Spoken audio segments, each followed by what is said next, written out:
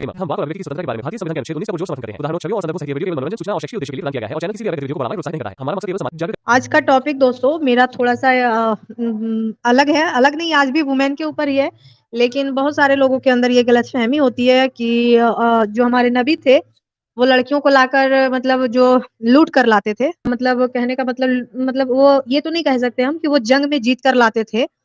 वो हमारे मोहम्मद साहब जो थे वो तो बिना बताए, बिना किसी को ये खबर दिए पीछे से हमला करते थे और हमला करके किसी भी कबीले पे हमला करते थे और हमला करके पीछे से छुप कर वार करना, कायरों वाली हरकतें करते थे। और वार करने के बाद जो कुछ भी उनके हाथ लगता था, क्योंकि मर्द को तो उन्होंने मार ही डालते थे, और वो वुमेन्स जो बचती थी वहाँ पे उनको लाकर सभी को लगता है कि वो अपने घर पे बांदिया बना लेते थे, लौंडिया बनाकर रखते थे। नहीं भाई, इससे भी बदतर हाल होता था। ठीक है, इससे भी बुरा होता था, जो कि आज हम यहाँ पे वही डिस्कस करना चाहेंगे कि उनके साथ क्या होता था। तो मेरे पास हदीस है, हम आलतू-फालतू बातें नहीं करते हैं, कहीं सुनी बातों पे विश्वास नहीं करते हैं। कुरान और हदीस को सामने रख कर ही बात करते हैं, ठीक है? तो अगर कोई मोमिन आकर के बात करना चाहे तो कर सकते हैं, सिर्फ बेगैरत मोमिन को छोड़कर बाकी मोमिन आके बात कर सकते हैं। जी हाँ, आ गया है तो हम पढ़ते हैं। यहाँ लिखा हुआ है, नबी करीम सल्लल्लाहु अलैहि वसल्लम से पूछा कि या रसूल अल्लाह, लड़कियों में हम लौंडियों के लड़ाइयों में हम लड़कियों को मतलब लौंडियों को, ठीक है, ये लोग तो ऐसे ही लफ्ज इस्तेमाल करते हैं। लड़ाइयों में हम लौंडियों के पास जमा के लिए जाते हैं। हम यहाँ पे एक बार इसका जमा का मीनिंग हम बताना चाहेंगे, क्योंकि अमित भाई को तो ये नहीं आता है उर्दू, तो वो नहीं, इसका मतलब होता है संभोग। सॉरी, लेकिन बोलना पड़ता है भाई, क्योंकि मतलब समझ में नहीं आएगा ना जमा क्या होता है लोगों को। तो इसका मतलब होता है संभोग करना, ठीक है? तो वो कहते हैं, हम इसको एकदम ईज़ी भाषा में समझाते हैं कि नबी से पूछते हैं कोई सहाबी आकर कि हम जो लड़ाई में लौंडिया को लेकर आए हैं, हम उसके साथ जो संभोग करते हैं, क्या ठीक है? तो हमारा इरादा तो होता है उन्हें बेचने का, ठीक है? वो कहते हैं हमारा इरादा इन्हें बेचने का भी होता है, तो आप अज़्ल कर लेने के मुतालिक क्या फरमाते हैं? अज़्ल बोले तो अमित भाई असल बोले तो अज़्ल कोइटस इंटरप्शन, मतलब जो ये क्या बोलूं अभी, जो एंड टाइम पे मतलब अपना पेनिस बाहर निकाल के उसको ये मतलब बहुत बाहरी ही गंदा, मतलब कहने का मतलब हाँ, और आपने ये जो बहुत ही आपने जी, एंजल जी आपने जो संभोग बोला है, संभोग भी बहुत मतलब इज़्ज़त ढंग का वाली वर्ड चीज़ है। है। हाँ, इज्जत हाँ, वाली चीज भाई है, ढंग अपना का मुँह वर्ड है। नहीं गंदा करना एक्चुअली चाह रहे ना। एक्चुअली संभोग नहीं है, ये रेप है। हाँ, मतलब हम ये चीज़ बोलना नहीं चाह रहे, मतलब इतना गंदा मतलब है लिखा हुआ भाई कि मतलब मुँह से निकालना भी मुझे गैरत लगता है, लेकिन क्या कर सकते हैं, इसमें जब ये हदीस है, तो इसमें लिखा है, तो इसमें हम तो भाई बेबस ही है ना। तो इसका मतलब होता है कि अज़्ल कर लेने के मुतालिक क्या फरमाते हैं? मतलब एंड टाइम पे वो अपने मतलब वो मतलब अपनी जो भी वो लड़कियाँ हैं उसके साथ वो सेक्स भी करना चाहते हैं, लेकिन वो नहीं चाहते कि वो प्रेग्नेंट हो। इस तरह से हम समझे इस बात को, वो नहीं चाहते हैं कि वो प्रेग्नेंट हो, और वो इसलिए ऐसा नहीं चाहते हैं क्योंकि उन्हें पता है कि वो उनका इरादा बेचने का है। तो अगर कोई भी आदमी लौंडियाँ खरीदेगा तो वो नहीं चाहेगा कि उसके साथ बच्चे भी आएँ साथ में। वो चाहेंगे कि कुमारी हो या फिर बिना बच्चे वाली हो, ऐसा करके, ठीक है? तो वो चाहते हैं कि उनके साथ सेक्स करे, ठीक है? लेकिन उसको प्रेग्नेंट ना कर सके। तो वो कहते हैं कि हम क्या प्रेग्नेंट से उसे बचाने के लिए हम पहले से ही फारिग हो जाएँ? तो नबी कहते हैं, तो हमारे नबी फरमाते हैं कि नहीं, सॉरी ऊपर चला गया, हाँ सॉरी यहाँ से। इस पर आप सल्लल्लाहु अलैहि वसल्लम ने फरमाया, अच्छा तुम लोग ऐसा करते हो? अगर तुम ऐसा ना करो फिर भी कोई हर्ज नहीं है। अगर वो प्रेग्नेंट भी होती है तो कोई दिक्कत नहीं है। इसलिए कि जिस रूह की भी पैदाइश अल्लाह ताला ने किस्मत में लिख दी है, वह पैदा होकर ही रहेंगे। तो ये है आज का हमारा टॉपिक। तो लोगों देखो ये लोग क्या करते थे कि पहले वो लड़कियों को लाते थे और लाकर वो एक तो मतलब उसका सब पूरा खानदान को मार देते थे, और जैसे ही उसको लाते थे पहले ये बेहसी दरिंदे लोग उसे जी भर के भोंकते थे, ठीक है? उसके साथ रेप करते थे, सामूहिक बलात्कार करते थे। हर किसी के एक-एक बंदा के पास 4-4 5-5 करके उसको बाँट दिया जाता था और उसके साथ रेप करते थे। रेप करने के बाद उसको मतलब इतना जलील मतलब कोई इंसान कैसे हो सकता है कि इतना करने के बावजूद भी वो उस लड़की को फिर बेच देता था, उससे पैसे कमाता था और उसको बेचकर फिर वो अगला के पास बेचता होगा तो वो उसे क्यों खरीदता है?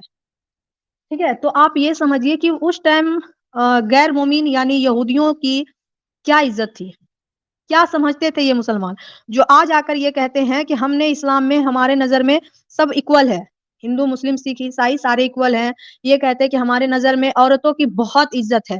तो अबे कमीना, जिसको तुम इस तरह से यूज़ कर रहा है, वो किसी की माँ नहीं है, वो किसी की बहन नहीं है, वो किसी की बेटी नहीं है, सिर्फ़ तुम्हारे मुस्लिम महिलाएँ ही मतलब इज़्ज़त के काबिल है।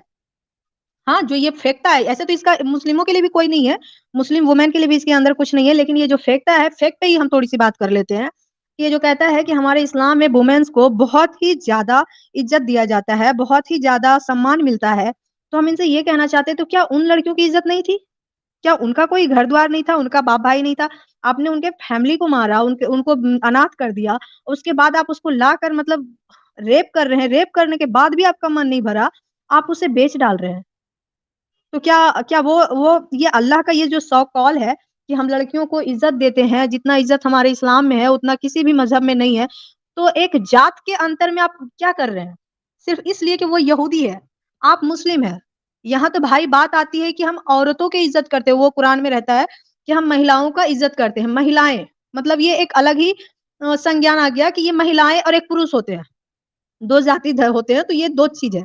यहाँ तो बात ही अलग हो गया कि आप सिर्फ़ यहूदी लड़कियों को इतना मतलब नीचा करके रखे हैं कि एक मतलब सेक्स टॉय को भी आदमी खरीद लेता है एक बार, तो उसको भी अपने घर पे सँभाल के रखता है भाई। लेकिन इन्होंने क्या किया, पहले जी भर रेप करता है, उसके बाद फिर उसको दूसरी जगह डंप कर देता है, बेच देता है, उससे भी पैसे कमा लेता है।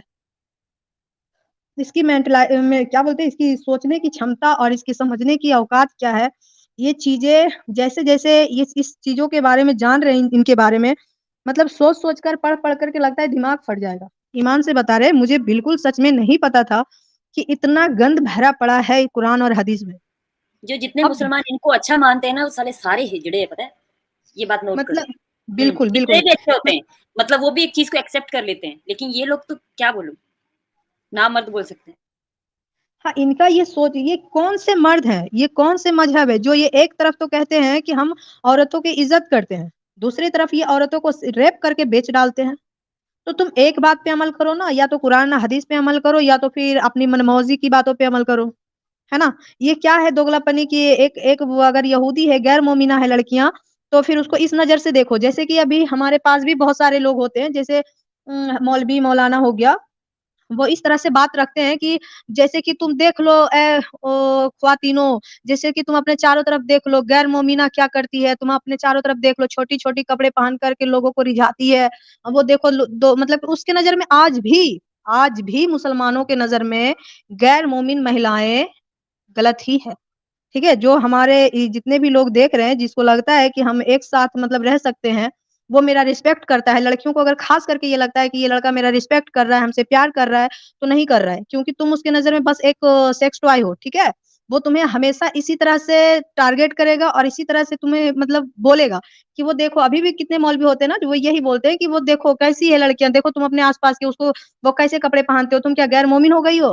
हैं? तुम क्या हिंदू हो? तुम क्या ये हो? जो ऐसे कपड़े पहन रही हो, ये एग्ज़ाम्पल दिया जाता है हर मुस्लिम के घर में, ठीक है?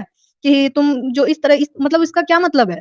हम भी लड़की हैं, वो भी लड़की है, लेकिन हमें एक लड़की का ही एग्ज़ाम्पल क्यों दिया जाता है? सिर्फ़ इसलिए क्योंकि वो उसके कपड़े ऐसे हैं। तो आप लोग सोचिए कि ये लोग क्या करना चाहते हैं।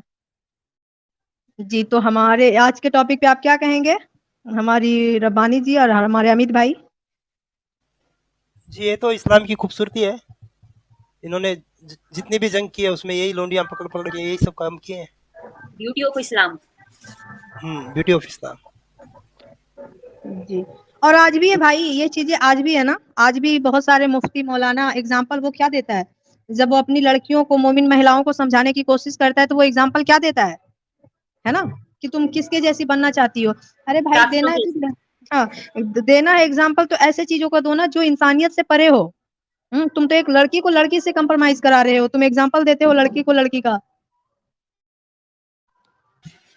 नहीं, मैं भी वही सोच रही थी कि कितने घटिया लोग हैं। और आपको पता है अंजल जी, आपने यूट्यूब पे देखे होंगे इनकी जो महिलाएं हैं, है ना, ख्वातीन, वो जब ये प्रेजेंट करती है लाइक कि लड़कियों को कैसा रहना चाहिए, दीन से बाहर जा रही हो, ये कर रही हो, वो कर रही हो, परफ्यूम नहीं लगाना, कितनी चीजें बोलती है और मैं हैरान होती हूँ। और ये यहाँ पे आके जैसा बोलती है, इनको ये नहीं पता कि कुरान में ये भी लिखा है कि महिला की आवाज भी बाहर नहीं जानी चाहिए। तो ये किस उसमें आके बोलने शुरू करती है यूट्यूब के ऊपर। चलो चेहरा नहीं दिखता, हाथ नहीं दिखता, कुछ नहीं दिखता, लेकिन आवाज तो जा रही है ना, जिसके लिए मोहम्मद ने इनको वो किया, मना किया नहीं करना।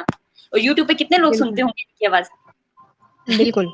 तो हमारे साथ कोई मोमिन आकर बात करना चाहते हैं तो आकर बात करें कि क्या वो हमारे जो नबी थे और क्या उनको ये सब चीजें शोभा देती है, उनके नबी होने के पे ये चीजें शोभा देती है। हाँ, अगर ये आम इंसान कोई करता, कोई लुटेरा डाकू, तो भाई चलता कि भाई ये तो खुद ही लुटेरा है, डाकू है, इसका क्या करना, है ना। लेकिन जब हमारे नबी हैं, प्रॉफिट है, जो कयामत तक हमारे लिए एग्जाम्पल हैं, तो उनको ये चीज बिल्कुल शोभा नहीं देती है कि वो इस तरह की एक्चुअली हरकतें में करें। जी भाई। एक्चुअली में ये जो काम है, ये जो कांड किए हुए हैं, ये तो किसी डाकू लुटेरे के ही काम हो सकते हैं, पर पता नहीं किन कुछ लोगों ने उसको नबी बना लिया। हाँ, तो भाई हम एक ही चीज मान सकते हैं ना, हम या तो हम डाकू माने या तो नबी माने। अगर नबी मानते हैं तो नबी ये हरकतें ही नहीं कर सकता है, डाकू ही मानना पड़ेगा ना। अगर डाकू मानते तो फिर ये फ्रॉडगिरी क्यों की है? 14 साल से कयामत तक चलने वाला है, नहीं चलने वाला है। ये भी एक लुटेरा इंसान था, जितना 65-70 साल में उसको मरना था वो मरा, चल गया, बात खत्म हो गई उसकी।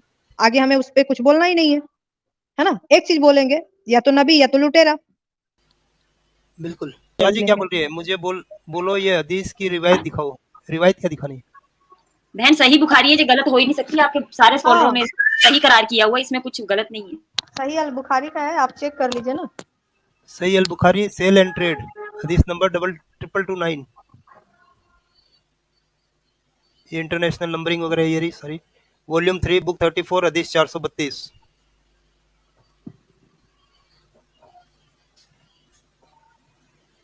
जी, ये हमारी जो सुहा जी हैं, ये शायद अब तक मोमिना ही है, ठीक है, लेकिन इनको शायद ये चीजें देख देख कर पढ़ कर ना झटका सा लगता है, ठीक है। वो शायद नहीं जानती है। अगर सुबह जी आप ज्वाइन करना चाहते हैं तो एक बार ज्वाइन कर लीजिए, ताकि जो भी कंफ्यूजन है हम मिलकर बात करके उसको क्लियर कर सकते हैं। अगर आपके पास टाइम है, आप कंफर्टेबल हैं, तो ज्वाइन कर सकते हैं, वरना लास्ट में आप बैक स्टेज भी आके बात कर सकती हैं। जी, एक सेकंड। बजरंगी बजरंगी भाई भाई जान, आप बोलिए, हाँ कुछ जी। बोलना चाहते हैं जी। हाँ जी। और रब्बानी बहन कैसी हैं आप? जी जी। हम- रब्बानी बहन शायद कुछ काम कर रही हैं। अच्छा एंजल बहन, मेरे को कुछ बात करनी थी आपसे। वैसे आप मेरी छोटी बहन है। जी भाई बोलिए। हाँ तो बहन ये बताइए, जब कोई लड़की जंग में जीती जाती थी हम्म। तो उसको अपनी उसमें ले लेते थे, क्या कहते हैं, लोंडियों में। कैद में। हाँ मतलब कैद में ले लेते थे, तो जी। उसको बेच भी देते थे। तो ये जो बेचते थे तो हम्म। कितने रुपए की बेचते थे? मतलब पैसों में बेचते थे कि कुछ भी ले लेते थे? एक रस्सी के बदले भी बेच देते थे। जी, एक मैंने तो ये हदीस सुना है है कि ना रस्सी के भाई। बदले भी बेच हाँ, देते। जी जी, हाँ, एक बाल के रस्सी के बराबर में भी लौंडियां बेचे जा सकते थे, ये और हमारे नबी दिनार ने भी कहा लेते था। थे। हाँ, दिनारों में भी ठीक बेचते है। थे और सामान के बदले भी करते थे। दिनार, गुलाम हाँ, भी दिनार होते थे, तो गुलाम फिर भी भी होते थे। महंगा है, दिनार वगैरह तो, या सर्फियां, ये सब तो फिर भी महंगा है, ठीक है, इसके कोई मूल्य थे। लेकिन जब ये समझ लीजिए, वो कह रहे हैं कि बाल के एक रेशा के बराबर भी आप अगर कोई दे तो वैसी लड़कियों को, लौंडियों को बेच दो, तो आप क्या ही उम्मीद कर सकते हैं। और दूसरी नंबर सर, आपको क्लियर कर देना चाहते हैं, ये जंग नहीं होता था, इनका जंग नहीं होता था। जंग हम उसे कहते हैं जो ऐलाने जंग होता है, दोनों तरफ के आदमी एक साथ तैयारी करके एक डेट फिक्स करके करते हैं, ठीक है। ये होता है लूट, जो बिना बताए, बिना उसे जनाए, वो बेचारा अनजान है, निहत्थे पे अटैक करना, ठीक है, इसको लूट कहा जाता है। तो हमारे नबी सल्लल्लाहु अलैहि वसल्लम लूट ही करते थे, ना कि जंग, ठीक है। आगे बोलिए आप। जैसे कि मैं अभी बात आती, जैसे बनो नजीर कबीला था, वो सुबह सुबह उठे थे लोग और अचानक उस पे धाबा बोल दिया था और उनके पेड़ जी जी पूड़ जला दिए थे और जी, गुलेल से उनके उनकी सारे दीवारें खजूर के तोड़ के पेड़ अंदर घुस हाँ, गए थे। बिल्कुल बिल्कुल। तो और उनके सारे आदमियों को मार के उनकी सारी लड़कियों को उठा के लाइन लगा के, जिसमें एक वो था, वो क्या नाम था, काल कलवी, क्या नाम था, आपको ज्यादा पता होगा, भैया कलवी कैसे नाम था, उसने सफिया को उठा दिया था। जी तो जी, 7 लड़कियों के एवज में उसने वो सफिया को, क्या कहते हैं, दे दिया। अपने पास हाँ रखा था। हाँ, हाँ, तो यानी कि ये बिल्कुल। खरीद फिरोख का काम तो चलता था ना, कि वो ज़्यादा कीमती थी तो उसके बदले 7 दे दिए।